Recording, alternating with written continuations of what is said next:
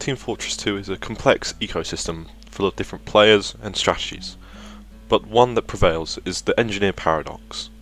This is where new engineers refuse to get better. We need to explore why this paradox happens and how, if we can we revert it.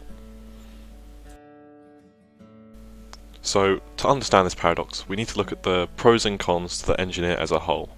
The first one is, he's smart. Yeah, he is very smart indeed. He has 11 hard science PhDs, and some people may see this as very desirable to him. He builds a big gun. His sentry gun is rather large in stature, and also has one of the highest damage outputs in the entire game, so you can understand why newer players might see him as appealing.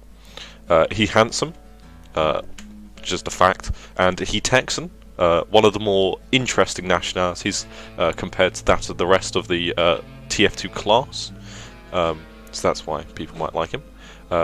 For a negative, he can't fight. Due to his low HP and his shit weapons, he is not very good in a one-on-one combat situation.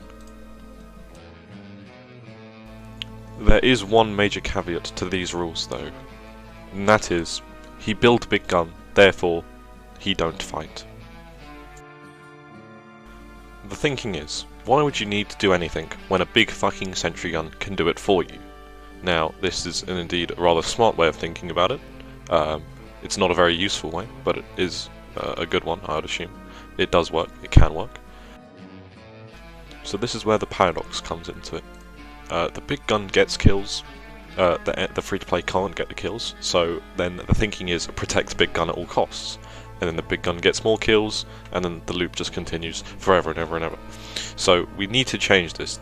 Valve needs to fundamentally change how the engineer works in order to save the free-to-plays. Now, you might ask how we do this. I say we make the sentry gun shoulder-mounted. This means that the engineer is forced to play more aggressively.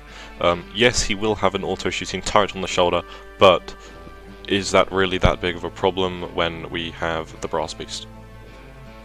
Nice cocked Dapicus.